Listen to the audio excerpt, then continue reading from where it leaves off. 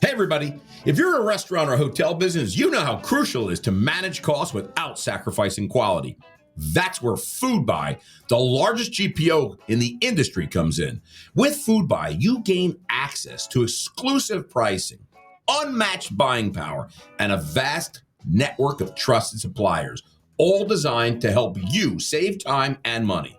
Whether you're running a high-end hotel or a bustling restaurant, FoodBuy is your one-stop partner to streamline purchasing and get the best deals. Want to see how they're changing the game? Visit foodbuy.com today and take your supply chain to the next level. That's foodbuy.com, making smarter purchasing easier than ever.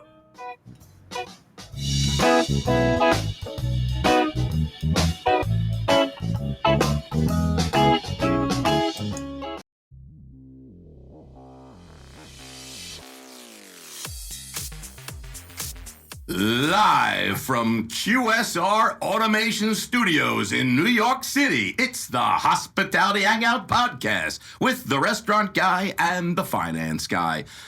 QSR Automation, the global leader in restaurant technology. The brain, Shatsy, the brain. The brain. Jimbo, we got a fabulous show. We do. We do have a fabulous show. We have an in-studio friend and guest with us. This is going to be super exciting. You don't usually get that in studio. Not a lot of people are afraid. People are afraid. Wouldn't you be? I am afraid of me.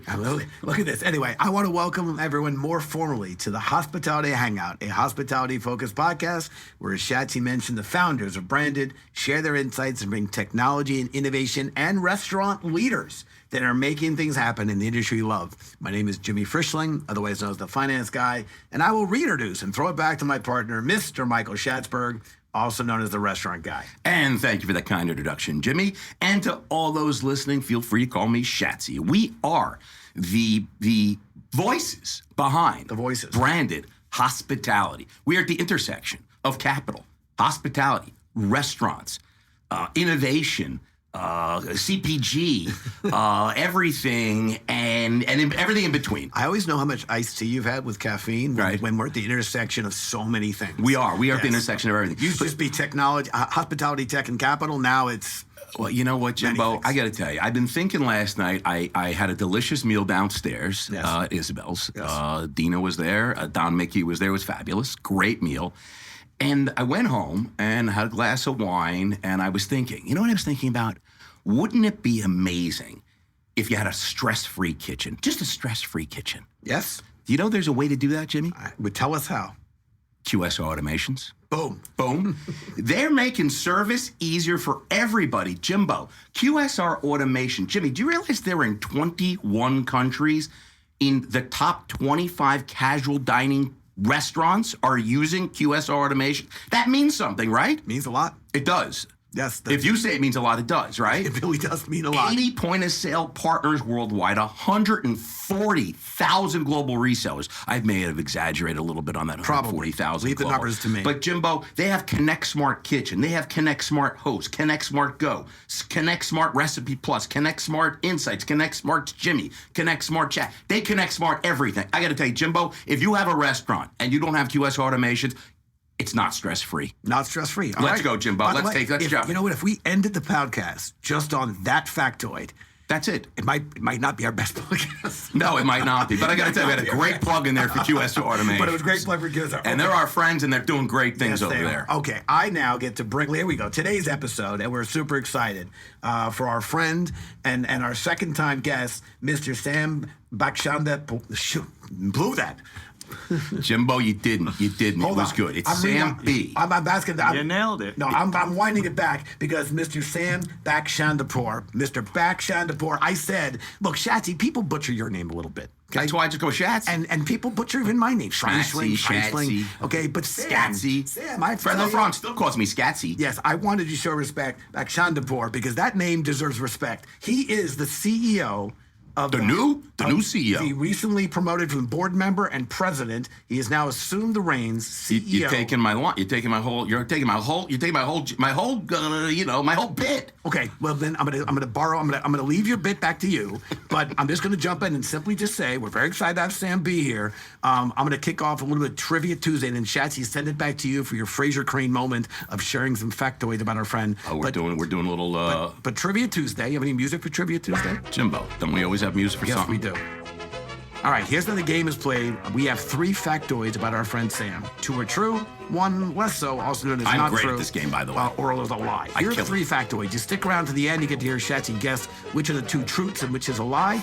2 truths and a ute. And then play along at home if you want. All right, here we go. Fact 1. Sam's favorite meal. With the home version of Jimmy's Trivia Tuesday. You're gonna send you home with turtle wax and the home edition of I love Trivia turtle Tuesday. wax. All right, fact 1. Sam's favorite meal is a steak dinner. Okay? I can believe that. Fact 2. Sam is a 3-time Collegiate Water Polo Association Coach of the Year. And when Shatsy shares a few factoids or about Sam's background, you'll understand where that comes in. Fact 3. Sam's favorite TV genre is soap operas. Something he picked up from his mom. I got to tell you, this is a really hard one. Because, like, the steak, I mean, that's so... Oh, you're going on a limb there. My favorite meal is a steak dinner, you know? It's not everyone's favorite meal. But soap operas, I mean, I don't even, like, who... He's a restaurant guy. He's sitting home in the afternoon. But a little heart tug. Your housewife? Little heart tug there on the... attributed to his mom. Who's watching soap? All right, listen, well, you know what? Well, stay tuned to them and find out, right? All right. I think I got what I know. What I got. Blah, blah, blah, blah, blah, blah. Stick around to the end. All right, Shatsy, I'm not going to infringe on your time now. Well, no, because Jimbo, before we get into Sam, I mean, he's been here for 25 minutes already. Still hasn't said a word. Not one word. People are like, maybe this guy's not even there. You know, it's full AI. We like to know how our guest got to be. I mean, the CEO of José Andrés Group, and that's a big deal. They got like 10,000 restaurants all over the place. Again, leave the numbers to me. They got a lot, though. I mean, every city I go, there seems to be, you got to go to this. It's a new José Andrés. It seems like they're everywhere, you know. But this guy, okay, let me tell you. First of all, the guy went to Georgetown, okay? I'm going to drop something here because he played water polo at Georgetown. But playing water polo and being a 3-time Coach of the Year doesn't... You know something? That would be a coincidence. It doesn't mean, you know, he played doesn't mean he was a coach. I agree. Look, the guy went to Oxford, okay? He speaks like 9 languages, okay? He bartended in college, Jimmy, for 2 years. So who bartended? We did. We both did. So yes. we appreciate that. I got to tell you. So the guy's a restaurant guy. He went into SBE Hospitality. That's Sam Nazarian's group, right? Yes. And then Jimmy, you know what Sam did? Yes, before Hospitality. Financial analyst. Yes. Okay, this guy was going over there to Deutsche Bank, JP Morgan. Jimmy, you went to all these weird name banks like Deutsche and Societe Generale and what's the other one you went to? You went to another weird one. UBS. Yeah, well, that's a weird one. Bear Stearns. You don't even know what that's... Yeah, all right. Well, Bear Stearns is not that weird. But anyway, Cultivate Hospitality finds out. Then he gets a break, okay? He meets this guy, José Andrés, okay? He sees him on TV. He's like, I got to meet this guy. He sees him on like the cooking channel or something like that. I got to meet this guy. And he meets him, all right? And then in 2020, Jose likes him. And he says, you know what? You're going to be the president and board member of my company. That's what happened. And now he's the CEO 14 years later. But it was all started when he saw Jose on the cooking channel. 4 years later. Whatever. But my math isn't great. But he saw him on the cooking channel and he liked him and they got to know each other and now here we are. And let me tell you something, Jimbo. And now I can introduce to you our guest of honor, ladies and gentlemen, Sam B. Here he goes. He's walking in right now. Jimbo, look at him in a blazer. The guy is gorgeous, absolutely stunning. Sam, welcome to the Hangout. Did I get anything right on that introduction? I thought the podcast was over after that intro. I got nothing more to add. Yeah, I got to be honest. That's a lot. We're dropping knowledge there, right? I appreciate that. Yeah. So did I get anything right? You nailed it. Thank you. You nailed it. Yes. Crush it, Sam. Jimbo, we got a guest here, man. Let's go. Let's kick it off. All right, listen. Usually Shatsy gets the breaking news, but clearly our producer is thinking fondly of me. So it's always fun to kick off a podcast with some breaking news. José Andrés Group. Can I call it Jag? Does it go by Jag? I like Jag is the name. Okay. It is expanding further into the hospitality space. Love what the brand is doing, and will be opening not one, not two, but 3 hotels next year. The Jag has this almost takeover of the F&B on behalf of hotels. We've been to the Ritz and Nomad, and it's incredible what José Andrés Group is doing there. But can you share a little bit more on your new focus of growing hotel brands and the concept, or really, of activating the whole hotel box? That's what I love, activating the whole hotel box. What's the hotel going to be called? Is it the José Andrés Hotel? Placeholder right now is the Bazaar Hotel by José Andrés. Bazaar Hotel. I Wow. love it. I love Bazaar. Bazaar that's Jag. You say Bazaar, people think now. It's bizarre. No, they think Jag. Oh, no, but it's just bizarre. I'll take it. Yeah, I love it. You won't forget it. So the Bazaar Hotel brand. Wait, what cities? Did we talk at the cities? That's what Sam talk about. Let's talk about the activating of the whole hotel box. Yeah, so listen, given my background, first off, thank you guys. Appreciate being on here. It's always a good time. Even if I don't say a word, I've already had fun. No, So you're that's like that's a. I like to call you an Oscar winner. Yeah. Cool. The music's coming on, so I have to leave already. Do I have to get that Oscar music? Yeah, no, I only do that with Jimmy. No, but I started in real estate and lodging investment banking at J.P. Morgan. Grew up in the boardrooms of these casino companies and learned the hotel and casino business. We launched the SLS Hotel when I went in-house with Colony's investment to grow what was a nightlife company that had morphed into a restaurant company that had launched a hotel business, grew that business. The rest is history. And when I invested in José's business through Silverstone and my partner through the Bazaar brand, we looked at this company, and I'd already partnered with José at SLS, where he launched the Bazaar. And I'm like, that hotel should have been called the Bazaar Hotel.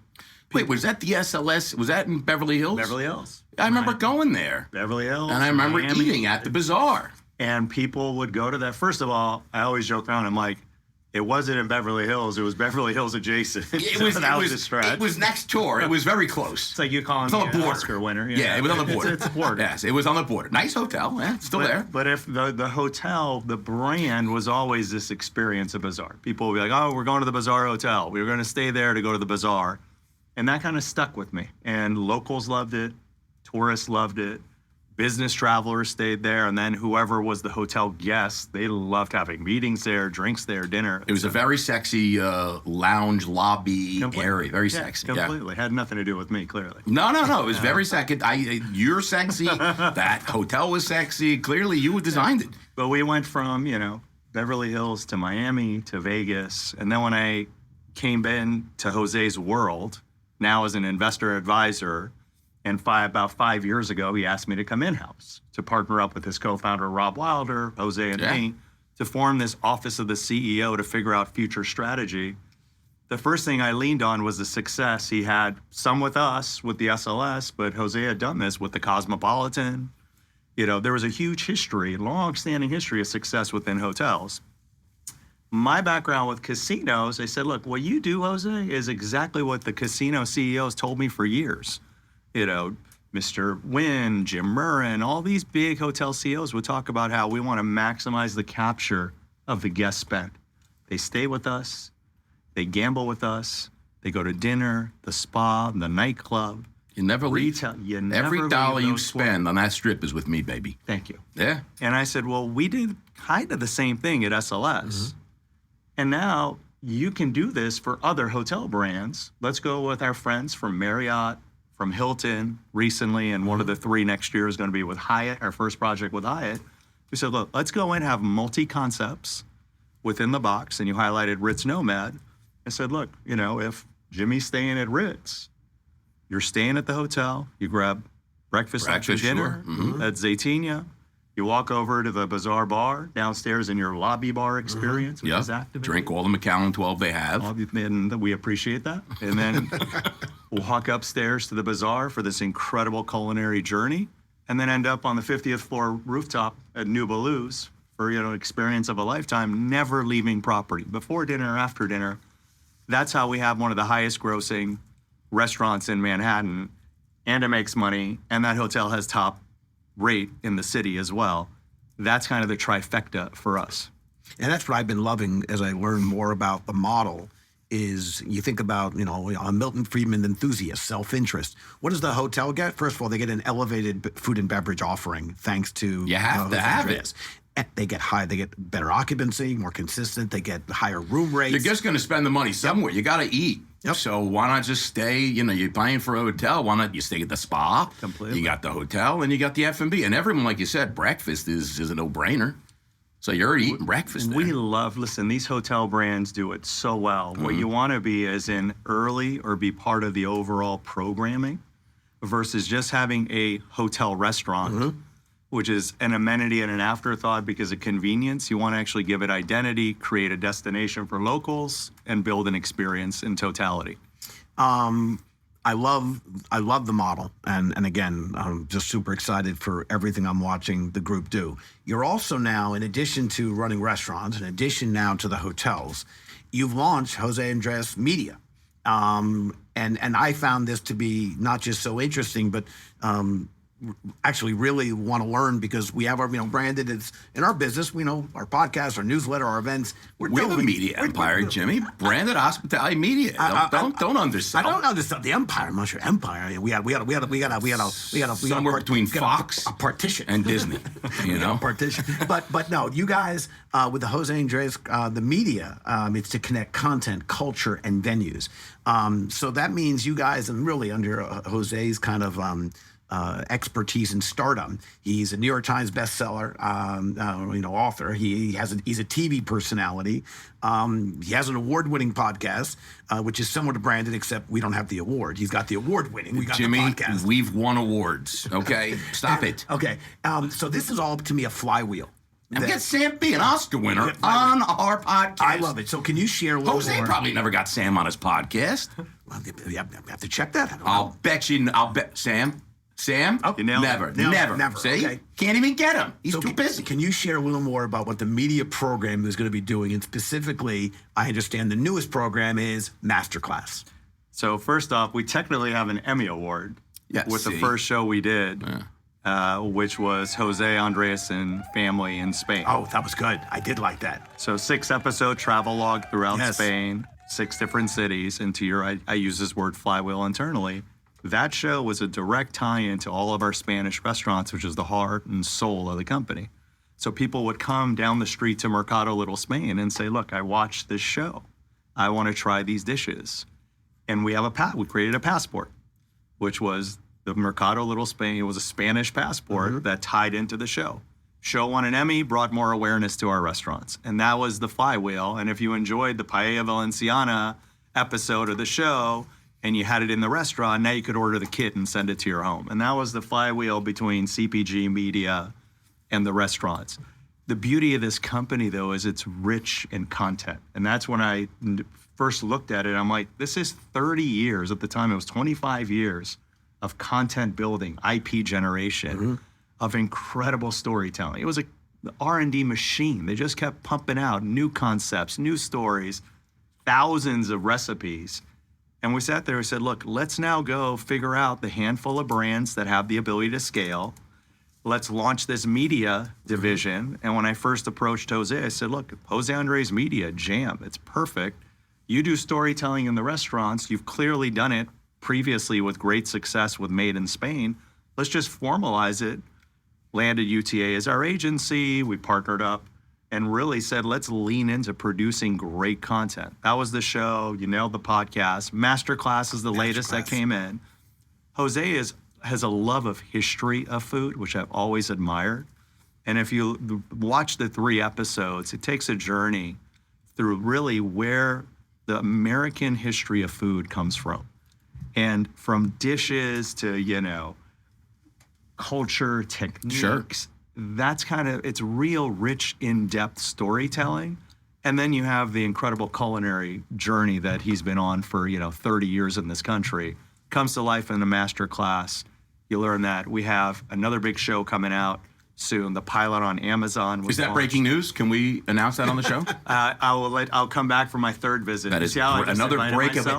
2 breaking news on 1 episode. I've never seen that. impossible. It's unbelievable. Now, I think it's really awesome. I just want to change gears a little bit. I mean, it's amazing what you guys are doing. I mean, you've been in hospitality a long time. And I said earlier, I mean, you were a bartender at some point.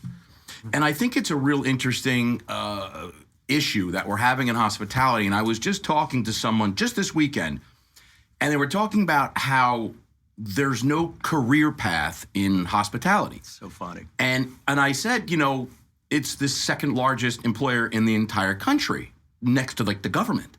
What do you mean there's no career path? Like, well, if you're a waiter or a bartender, well, you gonna be a waiter for the rest of your life? I'm like, well, no, you wouldn't be a waiter or a bartender for the rest of your life. That's your first job. And I think we're having a bit of a messaging issue in the industry where people are saying there's no career path in hospitality. Big time. And I think what's happening is people are they're getting a job there, and then there's nobody coaching them, perhaps, and I want to get your thoughts on this, okay, I'm a waiter, I'm not a dancer, I'm not an actor, I don't know what I want to do, and I'm working, and I'm going. Someone needs to say, hey, is this something you want to stay? Because here's a career path. Here's how we can move. I want to get your thoughts on, because it's hard, because we're looking for staff. We're looking for people. We're looking for managers, ops people. What are you guys doing to encourage your employees and your talent that there is a career path? There is a transition from this job to that job to become, from a bartender to becoming the CEO of a giant global international brand like yourself. I mean, you're not a one-off. There are lots of people that have that journey. I just don't think we're telling people. No, I appreciate that. Bartending's not the same as being a bartender, giving away free drinks to my buddies on special guest nights. I used to do that too. It was the best. You had to promote it. Being very popular. You're very popular. Get him out from behind the bar. The ladies liked it too. You can run with that one on the next episode. The beauty of this industry is, I do agree with you. We promote from within, and the beauty is you can build a career. And the stories I love to highlight internally are our chef, who is now one of the senior members of the IT department, which for the life of me, I don't understand why you'd want to go from cooking to IT, separate conversation. Yeah. Food runners, bussers, cooks, dishwashers who've moved into regional manager roles, larger positions within our home office. We have a story of people moving from region to region. Mobility started in DC, ended up in LA, Vegas, are now in Chicago, moving out to Dubai, and then various ranks of the business. And when you think about hospitality, it's one of these crazy industries that touches everything from finance, accounting. You can look at the gotta wear a lot of hats, man. You have a marketing hat. You have a customer service hat. You sometimes have plumbing and electrician. You're a GC sometimes without even knowing it, managing all the trades. Yeah. Like, it's actually a beautiful industry where if you look around you in a restaurant, you're touching so many different sectors of knowledge. And to build a career, it was always the transitional job. And I joke around, when I first moved to LA, you go to the same restaurant 2 nights in a row, and you get the same server with 2 different accents. I'm like, wait, weren't you Australian last night? Like what? And they would literally practice their accent because they were surveying in order to go to auditions during the day. And it was always transitional. And then COVID hit, and those people all left the industry and found other transitional jobs that they could do it remotely and off of their laptop. What we're trying to do, and we're very fortunate, where Jose does God's work, and I never talk about it, it's entirely separate, but what the men and women of World Central Kitchen do, and what our whole company stands for, is this purpose-driven halo that you wake up in the morning, you're like, we're doing something that's going to touch lives. Part of it is, let's build some careers. And if you can be an immigrant, come in here as a dishwasher, build a career within hospitality. But it does take some encouragement from the highest levels of the company to mentor or take people and say, hey, what do you want to do with your life? What do you like what you're doing? Hey, you know what? You're good at this. It does take it, because a lot of people don't see a career path because no one's helping them understand that there is other opportunities within the organization. We invest in people, in training, in career mobility. Right. And we share pretty openly internally. We're like, look at our pipeline over the next 2 years. Look at it in the next 6 months. You got 3 hotels to open. You can need a lot of people. We need a lot of people. And it's like you said, taking people from within that know your culture, know what your brand stands for. It seems to me that's better. I don't think it's easier, but better. Taking pride in building a career and being a number 2 and wanting to move to a new region, prove yourself as a number 2 to be a number 1, and then as a number 1, you become a regional director and so on and so forth. Yeah. Like there's a fire in the belly, and the people who have that, we give them all the opportunity. I think we're at a really interesting inflection point. I think everyone should have a stint working in hospitality. It's one of our big things. And I think if everyone just at least spent 6+ months, first of all, everyone would be a little nicer. I think the specific to the service, the trying really hard to make the guest experience successful. I think that is a really excellent skill to be part of. And then to a certain extent, since the pandemic and the flood of other gig opportunities, I actually think there's been somewhat of a healthy washout. Now, if you're coming into this industry, there is the idea of being hospitable, of working to serve and create a good experience. And this dovetails, into, before we move on, I have a lot of isms. I could go through the laundry list and Shatz would be mad at me, and we'd also exhaust the oxygen on this podcast. But you have your own kind of ism that I love, and it's hospitality is a responsibility.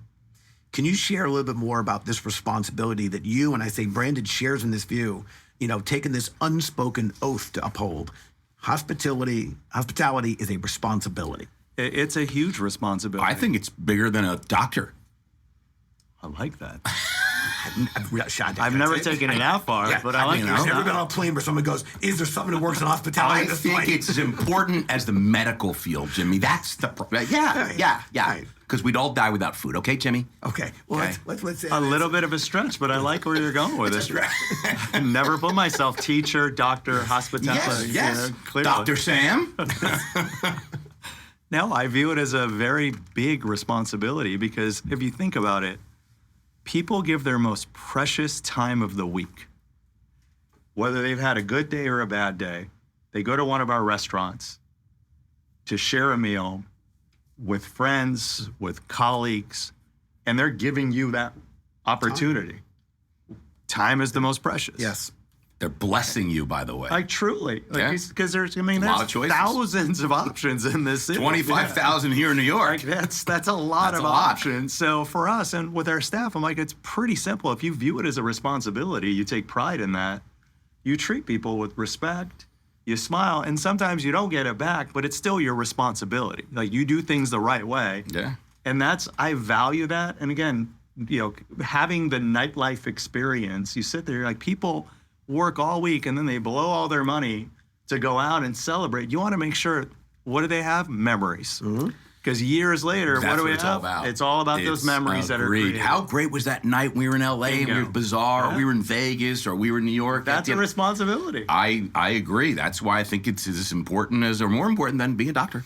I'm going to leave you on your own on that one. I'm telling you, but Jimmy, it's really very important because at the end of the day, I always tell our team on the restaurant side, when someone walks in our door, they chose us over 25,000 other options. Wow. Like, that's wild that they chose you, and you got to just make sure they have a great time. Great meal, great time. That's it. No, the one thing I want to share, because I give this advice a lot to people that, let's say, are not in the business, but clearly engage with us often, is that this responsibility, it's so much more effective when it works both ways. So I respect, and I like Sam's hospitality responsibility, and the team, the staff, they want to make sure this is a successful experience. My advice to guests is recognize this is a two-way relationship, and if you just come at this with a little being nice, come at it with a little positive enthusiasm, you will have a superior experience. They feed off each other. What do you do every time you go to a bar or sit down? You personally? I feel like I'm going to be made fun of. No, you're not, because I love it. I do it now. I introduce them. I genuinely ask for the name of the person taking care of us. And I do it all the time. And my next comment, I introduce my wife or my daughter, whoever I'm with, I say, let's have a great time together. Jimmy does it everywhere we go. We sit at a bar, goes, hi, I'm Jimmy. To the bartender, we sit at a restaurant. hi, I'm Jimmy, and then I'm Luis or whatever, and I got to tell you, it breaks the ice. I love that. Now you can say that I'm it's gonna start doing the that. staff's responsibility a lot of times just to introduce themselves, but you know what? It goes both ways. To Jimmy's point, both ways. And now we know his or her name. He knows they know our name, and I got to tell you, now it's a great. It's the simplest. Like not even call it a hack. It will help your own guest experience if you just come in with a little positivity and being decent. Just two-way relationship. I love it. Jimbo, do you hear that? No, I can't believe we brought this segment back. Oh yeah, we're going right into hot or not. Sam, are you ready? I'm always ready. I'm gonna throw out a couple of lines, and I just want you to say hot or not. All right? QR code ordering. Unfortunately, not. Virtual kitchens. Hot. Breakfast all day. Hot. Jimbo, would you like to opine on hot or not? I gotta tell you, we could have an entire episode just on these three topics because Sam had conviction on each one. Yes. There was a not and a yet and a hot and a hot. I think I want to go with the breakfast all day. Because I'm really, he was confident on virtual kitchens, which I would love to talk, but I want to go breakfast all day because this is the first time, let's say we have. Was it hot or not? Well, we have first time on hot or not, and we have an outstanding person who is truly covering all the meals of the day. Mm-hmm. So he's got a breakfast place, he's got dinner place, he's got a cocktail places, and yet breakfast all day was hot. So I'll let you opine on that further. That's a personal preference. We don't, our restaurants, we're not a breakfast all day, but eggs should not be limited to breakfast. Who decided that? I don't know unfair. who made that decision. Pork plays all 3 meals. Steak gets all 3 meals. Yeah. Why? Why are Salmon gets eggs- all 3 meals. The egg gets It's shunned. the egg lobbying has not done a good job. We open our arms and embrace the egg. Embrace and the egg. last night, had dinner at Bazaar. Jose's Taco has a quail egg on top of the Iberico ham, caviar with a quail egg. And I sat there. I didn't even make the connection. I'm like, that's breakfast all day. Breakfast all day. I mean, go down to LA Express for lunch. I mean, how many times do we have omelets? Yep. I have to tell you, I have a young daughter. You want to make a group of first graders loving life. Dinner time, breakfast for dinner. The kids go nuts. They love it. Pancakes for dinner? Pancakes for dinner. They waffles or Why French- not? They go nuts. It's What's joy. your pancakes and a pizza? What's that noise, Jimmy?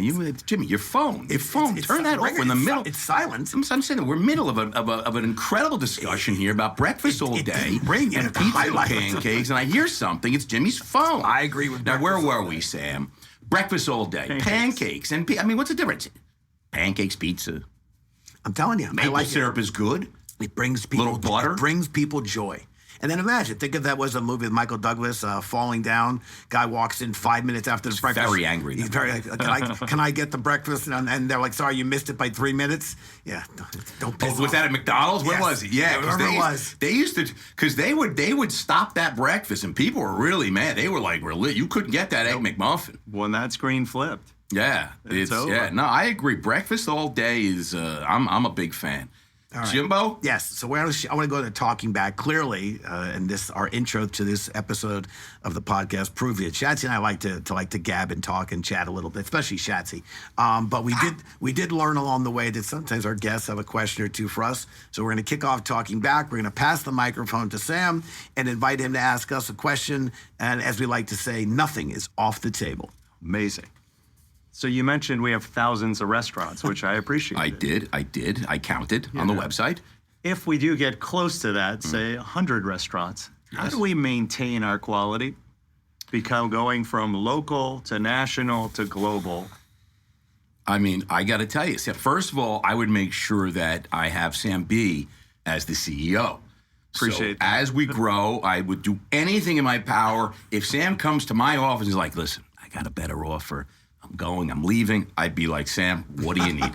Just name it, and I would just give you whatever you wanted. So first of all, I would make sure I had you with me. I hope my board of directors is listening wow, to this. of Thank course you. they I know Rob's listening. Rob is and a big, Jose, pay yeah, attention here. 100%. Jose's You probably two- off in the world somewhere, but Rob's you two, listening. Lord Rob David. always listens. You too, Lord David. And I think that, to what we discussed earlier, I think it really comes down to your team. And I think building that culture, that instilling that culture of winning and that environment of hospitality with your team and building from within and growing from within, I think, is incredibly important. Keeping those leaders and those people that are feeding into that leadership, that they know that it's not a dead end, that there's room for growth. And as we grow and expand, you're going to be part of that journey. And as if I make more money, you're going to make more money. If I get more stock, you're going to get more stock. And our success is not just because of me and Sam, my phenomenal CEO, was now incredibly overpaid, by the way, because I just gave him whatever he wanted and it was ridiculous. But and Sam's going to probably give half to all his team members because that's the kind of guy he is. But all kidding aside, that's the kind of stuff that you've got to do. I appreciate that. The only thing I want to add, and I think this will be a high-quality problem, which, again, high-quality problem. Whenever I go to a José Andrés restaurant, I will say the expectations are high, but I'll also say I have confidence that it's going to be delivered upon. And that is, I think there are very few restaurant brands that have that type of consistency. And there's nothing easy about being that consistent and delivering at that high a level. And I think that's a testament to everything that the group has done. And again, really hard to do. The high quality problem is that with the success is going to come more opportunities and more properties approaching you saying, we'd like you to do this, like you to do that. And then you'll have to balance, and I'm sure you will, the desire to, well, the opportunity is there, let's grow. And also the reality is that our brand, and there's something very authentic, and that word gets overused a lot, but I really do think it's appropriate for everything José stands for, from the World Central Kitchen down into the restaurants, into the programming. Everything is very intentional and it's very real. Hard to maintain that, and I think you're going to be inundated with requests to open. And then the question is how do you manage the growth to maintain the quality of which you guys have just been known for? I think that'll be an interesting challenge. I appreciate that, guys. Well put. Oh, I got to tell you, we're going right in. I got to tell you, that was a great question, by the way, but we're going right into a little. We're going. I got the wrong music for this, by the way. But who doesn't like tequila? It's a good song. No, I do like it, but I got to go with something else though, because this is really. I got to tell you, the words on this thing are so small, I can't even see them. But I have to find our readers. It's you know what? We'll just leave this. I don't really care. But we're going to name that recipe, okay? Name that recipe. Okay. All right. Listen, this is a new segment. The first time we did it, it wasn't great. I'm not gonna lie. We had no idea what the hell was going on. But I think nice lead into the segment. Yeah, I think I've ironed it out. Okay. So I'm gonna ask both you guys, okay? And you both were bartenders, yes. Right? So you both were bartenders, okay? And I'm going to, before your Wall Street careers, mind you, okay? So you're really on very similar paths, which is super interesting. So I'll name that recipe Cocktail Edition. Here's how it works. I'm going to give you guys clues of ingredients, okay, on a classic cocktail, okay? But before I do that, you're going to say how many ingredients you need to name that recipe. So, Sam, how many ingredients do you need to name that cocktail? You say how many ingredients are in the drink. So then he can guess how many ingredients. Don't you segment this? It's my segment. Sorry, I apologize. All right, I'll guess. 1, 2, 3, 4. There's 5 ingredients, okay? Sam, how many ingredients do you need to name that recipe? I can name that recipe in 2. Oh, wow. I like it. Wow, Jimbo. Can I say 5 now? No, I was going to say 4. I was going to do 4. You're going 4. All right. I think the last one is always like a throwaway. Right. Let's see what kind of bartender Sam B was. Ice.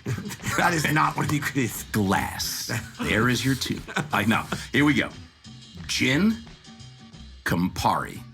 Name that recipe. Negroni.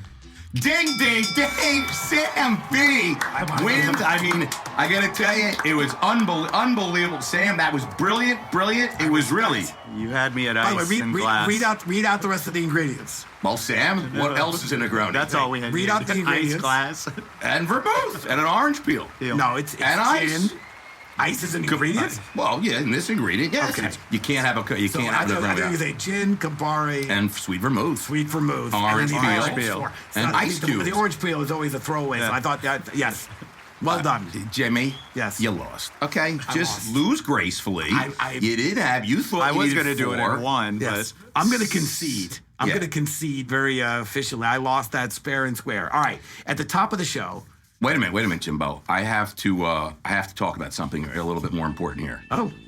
I didn't realize, but I have to talk to you about QSR automations. Please do. The brand. Because I got to tell you something. we talked a lot about recipe just now, right? Yeah. And what's so important about recipes is you need a place to keep all the recipes. And a lot of people have clipboards, right? And they've got Excel spreadsheets, and they're on pieces of paper laminated or in inserts. They're all over the kitchen. They're behind the bar. You open up, they're a mess. But you know what? QSR Automation's Connect Smart Recipe Plus, you throw all those binders and everything out, because they have centralized all the recipes. No more recipe books. Training has become easy. I mean, bartender, Jim, you probably trained for a week now, bartender. You train, not even for 10 minutes. 10 minutes because you're using Recipe Plus. It has pictures. It shows you got people making everything. You improve your prep time, your quality. It's easy to use software. It gives the chefs, the cooks, the bartenders, the managers one less thing to worry about by storing all your recipes in a single cloud-based interface. Jimbo, I'm loving this. I saw it at the National Restaurant Show. I did a full demo of this Recipe Plus. If I had Recipe Plus when I was a bartender, Yes. I got to tell you, I would have been a better bartender. I would have given away probably just as many drinks, but they would have been better drinks. Better drinks. Better drinks. My Negroni probably would have had all the correct ingredients. You know what I mean? It would have been better. So I'm just telling you, Jimbo, I am loving what they are doing over at QSR Automations and their Recipe Plus or their Smart Recipe, whatever it is, it's great. Okay, so just go to QSRautomations.com, Jimmy. Okay, All right. please. Now, Would you do that? Now? Okay, I'll go now. Listen. Yes. I started bartending in the late 80s, and my training was I showed up for training, and the head bartender showed me how to use the cash register, and it really was 95% of our guests at the time used cash. Showed me a book behind the bar of the how to make the drinks, the ingredients. You never opened it, did you? And then no, and he simply walked out and said, "Look, I'm going to go to my girlfriend's house." And I said, well, I thought you were supposed to train me. He goes, "Oh, by the time I get back, you'll be better." He's right. And then he said, "Do me a favor, one thing you can't get the color right. If someone orders a drink, try to get the color right. It's a red drink. And then if they don't like it, just say, 'Oh, that's how we make it. How do you like it? Get the color right.'" He once watched me make sex on the beach. He watched me make it every ingredient wrong. He watched the group drink it, enjoy it, love it, and he goes, "You didn't get one ingredient correct. There you go. Okay, that color is a big deal. Even the color was wrong. I gotta everything tell you. wrong. Okay. Yeah. Listen, at the top of the show, we were doing our Trivia Tuesday. I gave you 3 factoids about our friend Sam. 2 are true. 1 is false. Shadzy's gearing up. He's a little nervous. No, I'm not, because I know now. Okay, here are the 3 factoids. Sam's favorite meal is a steak dinner. Fact 2, Sam is a 3-time Collegiate Water Polo Association Coach of the Year. Sam's favorite TV genre is soap operas, something he picked up from his mom. Okay, Shadsy. Yeah, I gotta be. But I think it'd be crazy if the whole water polo thing didn't. That would be crazy. That's a truth.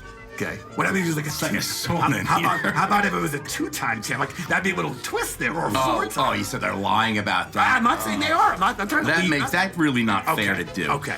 I think he doesn't watch soap operas. That's not his favorite TV genre. I don't know what it is, but it's not steak that. dinner. Yeah, yes he loves to the a water steak polo. dinner. Yeah. Hey, he's not watching soap operas. He does. No. All right, ladies and gentlemen, Sam B to say which of the truth, which is the less than truth, and whether Shatsy is on a winning streak or otherwise. Otherwise. What do you mean? Pescatarian. Oh, Played damn. water polo and coached water polo at Georgetown and UCLA. Yeah. Winning 3 times Coach of the Year, 2 division champions. And grew up watching soap operas with my mom. There you go. By the way, very clear. Pescatarian, steak, doesn't like steak. I like steak. You just don't eat steak. I just don't eat steak. There you go. Well, they don't shun someone who doesn't like steak. Who would have guessed that? Not me. You know what? Given where he's working, he has plenty of choices. Yeah, no, that's wonderful. I lost choices. that one. It was a great one. I got to tell you, I really screwed up on that one. By the way, this is the first time we've had a 3-time Collegiate Water Polo Association Coach of the Year on the show. All right, well, let's end up right now, Jimbo, with a little branded quickfire, shall we? Yes. The Arguably one of the greatest segment of all podcast history. I mean, I'm telling you, I think José Andrés, if he wants, I will let him license, if you will, our branded quickfire for his podcast. Okay. All right, here we go. Sam, are you ready to play? 5 lightning round questions. Don't think too hard. Don't think too long. Here we go. If you could eat dinner with anyone in the world, dead or alive, who would it be? Michael Jordan. Love it. Most used app on your phone. Spotify. Favorite room service meal. shrimp cocktail. What's your Uber rating? 4.90. You didn't even think about that. Oh, wait, Holy shit. Did he make that up, or was that? Is that I really? just checked it yesterday. Checked it. Yes. Why? You feeling with somebody happened? Did A something little happen? guilty. I don't understand. Yeah, I got to tell you, if I wait more than 4 minutes for an Uber, I'm canceling. I'm like, this is insanity. Do you know where I gotta be places, man? So jaded in New York City. I got to tell you, 4 minutes. I'm like, 4 minutes. Okay. Here's where things get a little weird. Okay, if you were to challenge Jimmy Ryan to a game of beer pong, who would you have better odds of beating beer pong? I mean, let the battle for second place begin. No, are you an expert beer ponger? You were College Georgetown water polo. So, who would you have better odds of beating? It doesn't make a difference. You just beat it. It doesn't matter. It does, you know. You're that good. I will take you up on the next episode. By the way, Shatz, when was the last time you played beer pong? I play ping. We have a ping pong table out at the beach, so I play a little ping pong with the kids. But beer pong, no. I played a couple weeks ago. Oh, really? Did you really? In my usual league. Well, not at the usual league. In my beer pong league. But did you play? I did play. I played at Glosses. I played at Hill Country. At Hill Country? I played downstairs. And how'd you do? We did really well. Who'd you play with? It was my daughter's. It was a parents' night out. But who were you playing And with? I played with my friend Meg, who was fierce. Meg was fierce, and we were running. And the you were table, killing it. running the table. Jimmy's incredibly competitive. So whatever he's doing, even if he didn't know anything about it before, he'll pick up on it really quick, and then he'll be like, you know. But to be clear, I'm not saying I'm beating you, Sam. No, but you're just very competitive. But I definitely beat him. Let's go to Hill Country together. You know, Jimmy, my attention span, I'm off at the bar. I'm just like, who wants cocktail? Who needs drinks? Shaq's here in the middle of it. Yeah. You take my turn. You know, I'm going. I agree with that. Listen, I look forward to we're going to go to Hill Country and we're going to make this happen. All right. Sam, thank you so much for joining us. I didn't know they had that there, but I love it. They got tables. They got Did they have a live band when you were there? No, DJ. Love it. Good time. Good fun. All right. We want to thank you so much for joining us on the podcast. Really do love what you, Jose, and the entire team are doing, and really leadership in the role of kind of working with hotels, working with properties, and now you're going to be running your own. This is super exciting with Bazaar. Thank you, guys. So congrats on all that. If for any of our listeners who want to get in touch with Sam directly, you can email the podcast team at podcast@brandedstrategic.com, and we'll be happy to make the connection. And I always want to end these episodes with a big thank you and appreciation to our listeners. Our subscriber base continues to grow. Growing. We're having when you get Oscar-winning guests. Yes. Emmy We're having a lot of guests. fun doing it, and we always want to call little Pescatarian guests. little infotainment, bringing on leaders of the industry, having some fun, but also dropping some knowledge and insights. I hope that you appreciate A lot folks of like Sam knowledge, coming. Jimmy. So on behalf of myself, I want to show appreciation to Sam, and I'll pass it back to my boy Shatzy to close this out. Yeah, Sam, thank you. This is awesome to all the listeners. Thank you. This is Chatsy signing off. Sam, just if everybody wants to find out where all your restaurants are, or the hotels, what is it? Is it José Andrés? JoséAndrés.com. JoséAndrés.com. Check it out. I got to tell you, I've been to that website. There was a lot of cool stuff there. There's a lot. You guys are selling stuff too. Like, don't you have like CPG and stuff? We do. They're selling stuff. Hats, shirts, sauces, oil. I made up the hats and shirts. But I just figured it must be hats and shirts. Who doesn't sell hats and shirts, right? You know, They can get there. But I got to tell you, a lot of great stuff. And look for those hotels opening up, because I got to tell you, those are going to be awesome. Listen, this was great. Thanks, Sam. Appreciate it, everybody. Ciao. Cheers, guys. Cheers, everybody. Thank you, guys.